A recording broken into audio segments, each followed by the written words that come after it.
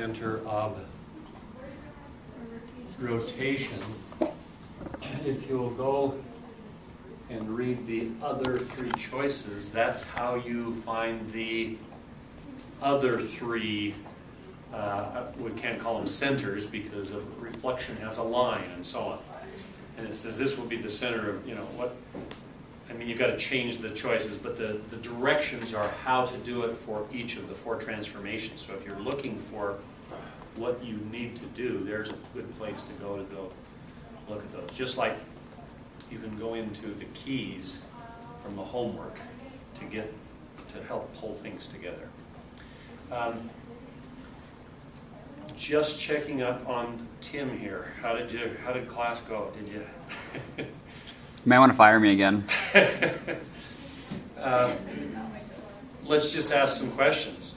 If I take and reflect a pre-image over a line and then reflect that image that was created through that reflection over a line parallel to the first line, it's as though what one single transformation happened.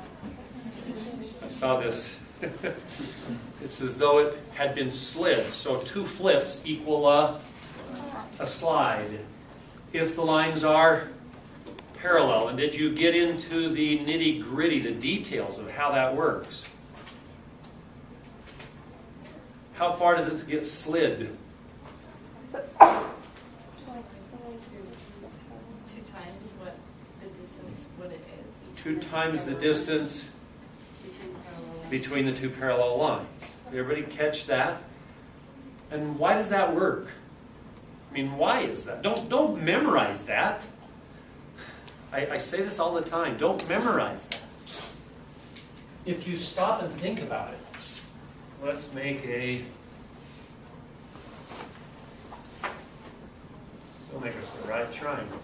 So this one here, that's going to be easy to duplicate. Then, if I come over here and make another parallel line so that these two lines are parallel, the arrows are the symbol to indicate that, then let's see here if I can everyone see that this being slid ends up here, right? But this gets flipped to here and this gets flipped to there. And if this is A, B, C, this is our A prime, C prime, B prime, and this would be our B double prime, our C double prime, and our A double prime. And let's just take a point so that don't memorize this stuff. I mean, that's what you may have discovered as you made measurements, but if I were to take A, all right, the distance from A to this line is the same as A prime to this line because it's a reflection, right? Or if I go from B to B prime, this distance and this distance is the same, correct? And then if I take, let's do B. So this distance and this distance are identical. This distance is the same as this distance, correct? So notice, between the parallel lines I have a single tick and a double tick, right? And between the B and the B double prime, in other words, the pre-image and the second image, I have what? 2 one-ticks and 2. It just makes sense that it's twice the distance. Okay? Don't memorize it. You can pull that back real quickly by just... Okay. What if the lines aren't parallel to each other and we have a reflection followed by a reflection? What do we end up with? Rotation. And how do we find the center of that rotation, and how do we determine the number of degrees? If you connected, like if these were not parallel lines, you could connect B to B double prime and A to A double prime, and you find the perpendicular bisector of those lines, and where those two intersect would be the center. Okay. I think we probably ought to do this one here. It's kind of fun once you do it in GeoDory, and throw your shape around and. It is, yeah, it's way fun.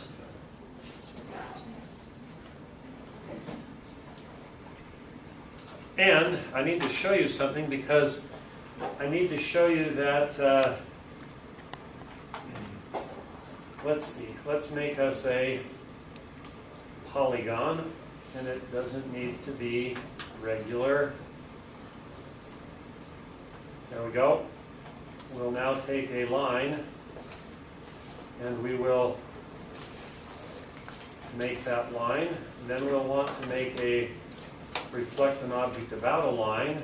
So we select the object to reflect. That's this polygon. And then we select the line, and there it is. Okay. So now I make another line that is not parallel. Oops, got the wrong one. Control Z. Oops. Now we got too many things on. Select the polygon, select the line. You notice you can click on them over here as well as here. Okay. Now click on this. Make another line here. And now what we want to do is reflect, but this time the image over the second line. Okay. And this is just been, this one has been rotated from here, right? Can you see it? Now,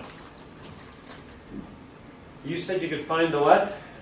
Go over that process again. The center by what? If you connected A to A double prime. Okay, so I'm going to make a segment. I'm going to connect A to A double prime.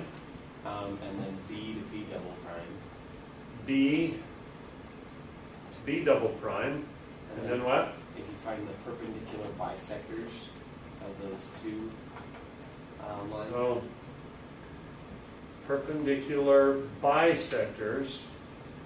And I have to now select 2 points or one segment. So, where are my segments? Here they are. And I can't tell which one's which here, so I'll just select them out here.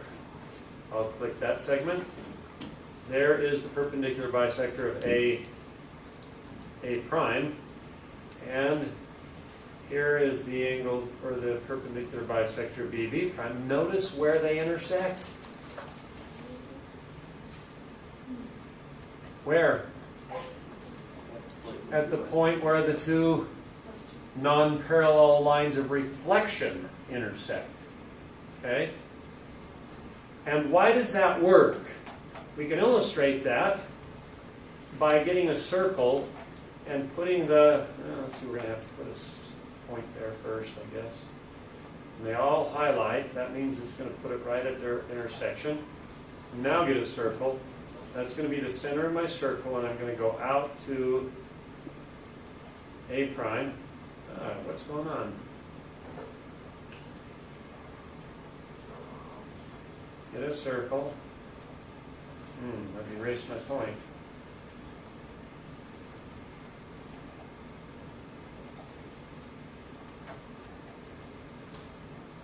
Now get a circle, and it should be center and radius there.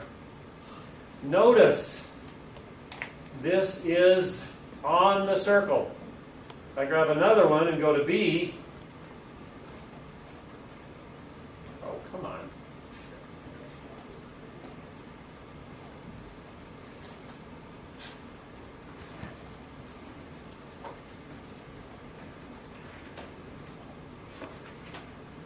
Got rid of that one too.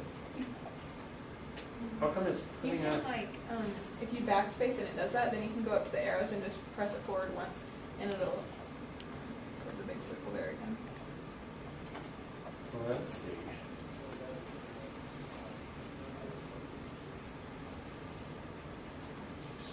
select center point. Go to A. Now, select center point and go to B. Can everybody see that this is just the archaeology plate that we had? And we've drawn in 2 chords on those concentric circles, and that goes right through the center and allows us to find the, that's the reason we did that. Some of you are wondering what you do the archaeology plate for. It's how to find the center of our rotation if I give you both the pre-image and the image. Does that make sense? How do we find how much they rotated? What'd you find out? By going the angle D double prime and then the center point and then D. D double prime Mm-hmm. to what? To J, the center point J. So if I make this to J, and D, that angle. D to J, DJ double D. that will be, actually any of them. She chose D, but it could have been A or B or whatever, right? The angle there from D to J to D double prime is our angle of rotation. Well, how is that related to our reflections? Let's see, let's select 3 points or 2 lines. If we do this one, and then this one, went the wrong way. So we'll do this one and this one. It's 90.42, right? And I can, let's see, the lines of reflect, or the lines that we wrote reflected in is this one, right? And this one, and notice, maybe we can't notice. We'll just go find the angles. Where are the angles? Up here.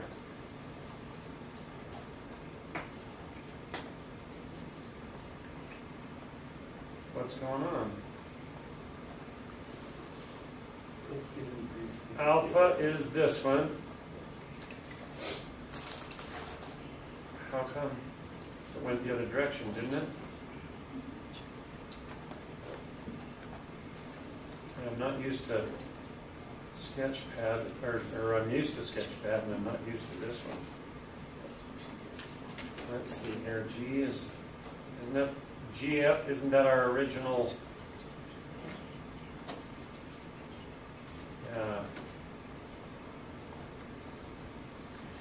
The line between, the angle between our 2 intersecting lines of reflection is half of the angle of rotation, right? And again, don't memorize that. Just say to get to D prime, those 2 angles are the same, right? And then to go from D prime to D double prime, those 2 angles are the same, and so the total rotation would be twice that.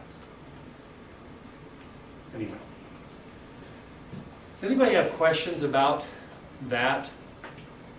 About the multiple transformations, one transformation followed by another, how it's equivalent to a single one and not tolerated?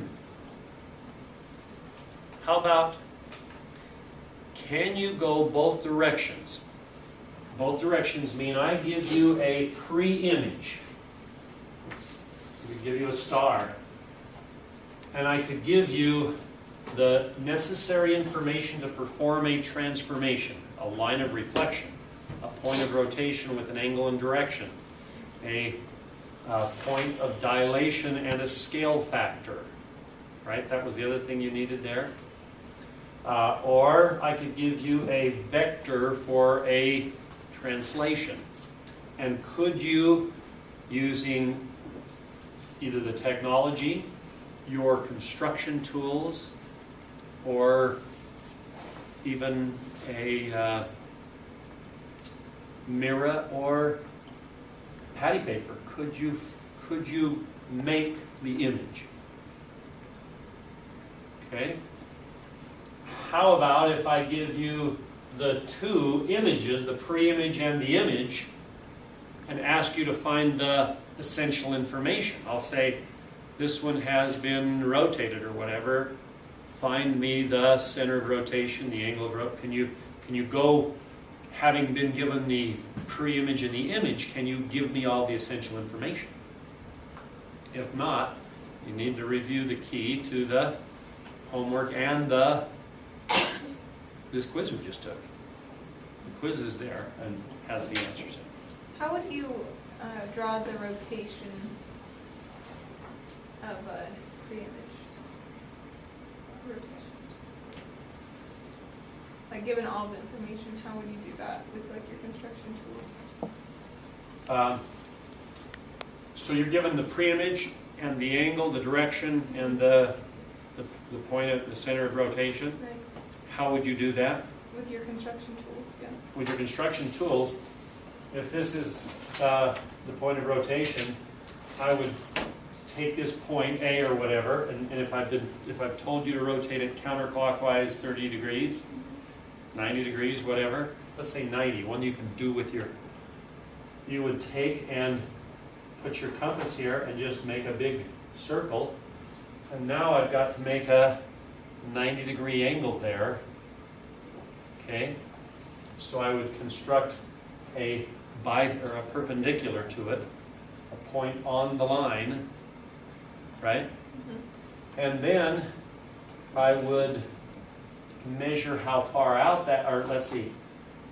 Oh, then that circle where it intersects with that perpendicular would be the prime of that point.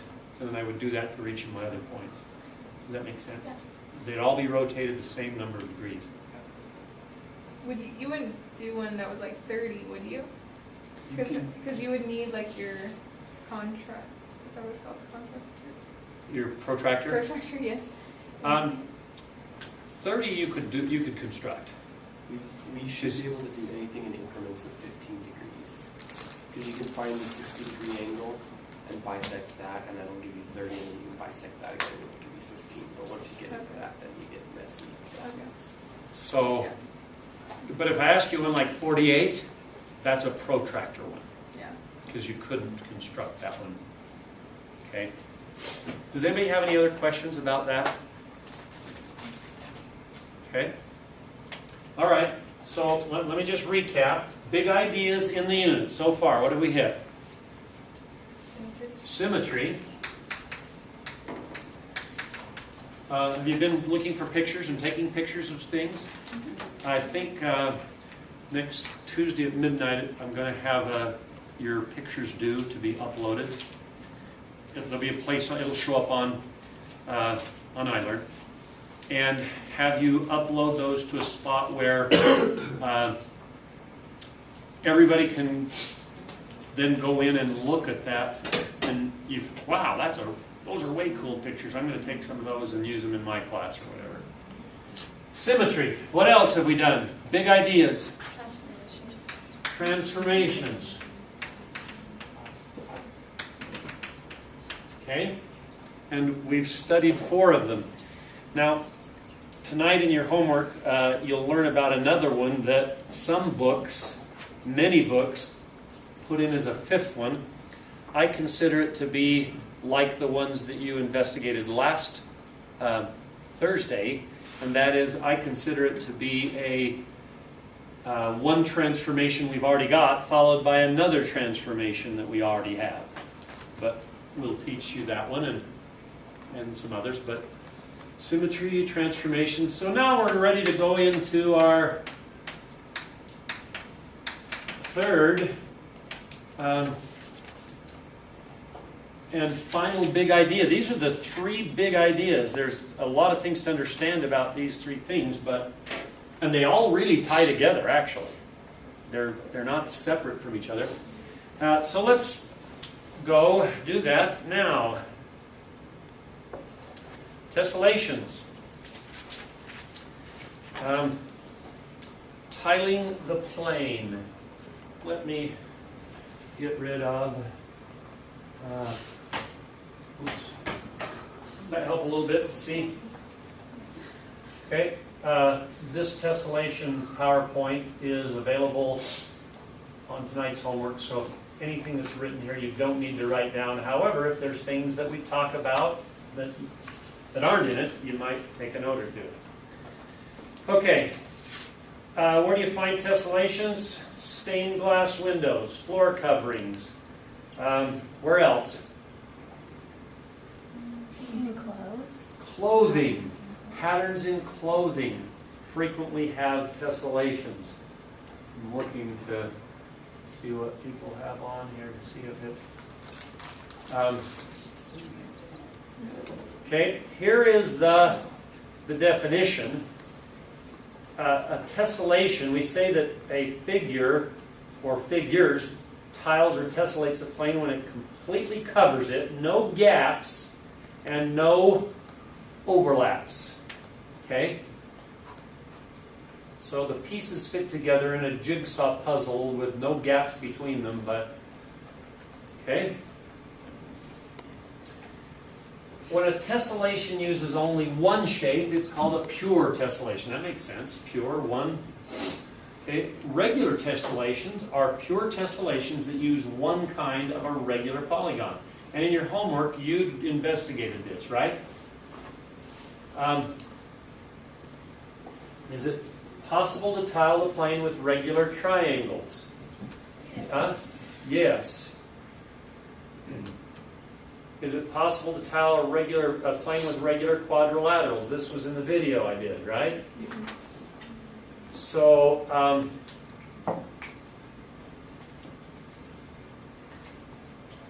pentagons? Nope. Not possible. Hexagons? Yes. Yes. Heptagons? 7-sided. Octagons? And we could go on. Which regular polygons will tessellate and which won't, and why? And the angle's a factor of 360. The angle, the interior angle is a factor of 360. Why? So it's like a complete rotation back to the original spot that you were at. Okay, we want no overlaps and we want no gaps. So the angles that go together in that, where the vertices come together, has to total 360 around. So if we take a triangle, 3-sided, right? Here's the sides. The interior angle is how big? 60, right? Because a triangle is 180 altogether, and if they're regular, they're all the same, so 180 divided by 3, correct? And how many around a point would fit then? 6. If I took 6 equilateral triangles, I could get them to come together at one vertex. Everybody know what I'm talking about? Did you put these together? Okay. 4-sided is how big? Each interior angle? 90, right? If it's regular means it's a square, right? So a quadrilateral has 360 total interior, divided by 4 is 90. How many of those is it going to be around the point? If we put the interior angle 4. together, the vertices, we have 4 vertices coming together to point. So 4 times 90 is 360, 6 times 60 is 360, right? And when we do 5, what is the interior angle of a pentagon, a regular pentagon? 70. Just, yeah. No.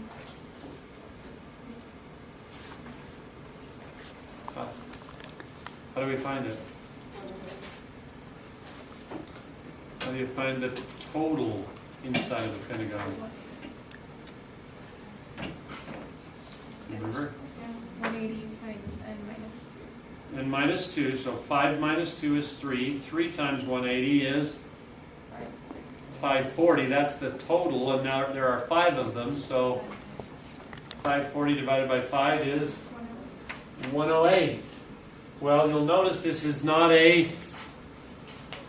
factor of 360. Therefore, if I put 3 of them together, we would have 324, right? So I've got a gap between that and the full circle of 360. I've got a gap of what? 36? But if I try and throw another 108 in to that 36 gap, what's it going to do? Overlap, and we can't have overlaps or gaps. So, does everybody see how this works? So, how far should we check? You said 6 at work. How big is each one? Thought I 120, right? You take 6 minus 2 times 180, which is 4 times 180, which is 720. That's the total inside, but there are 6 of them, so you divide by 6, you get 120. And so how many will it take around a point if you put hexagons? 3 of them. 3 times 120 makes that. Exactly, right? 7. How far do we need to go? How do you know that's it? Because you didn't find any more in your investigation? The rest are, All right. You have to have at least 3 together to, if you only had 2, it would just be a straight line. Yeah. Here we had 6 of them. Here we had 4. Here we have 3. Right? There isn't 5 because nothing has that number. 5 goes into 360, okay? Right? How many times? How many times does 5 go into 360? 72. But there's no regular polygon that has an interior angle of 72. So that we can't do that. So 6, 5 doesn't work. 4, 3, and you can say the next one, if we did it 2, okay, my hexagons can come in like this. 120, 120, 120. I didn't finish the hexagon out. That's just the vertices where 3 of them come together. But if I go to 2, what have I got? Straight line. A straight line, which means around that point, what's that polygon called? Well, it's not a polygon because that would mean that how many sides does it have? Because, yeah, it doesn't exist, right? And therefore, there will be no others, right? Does everybody follow that?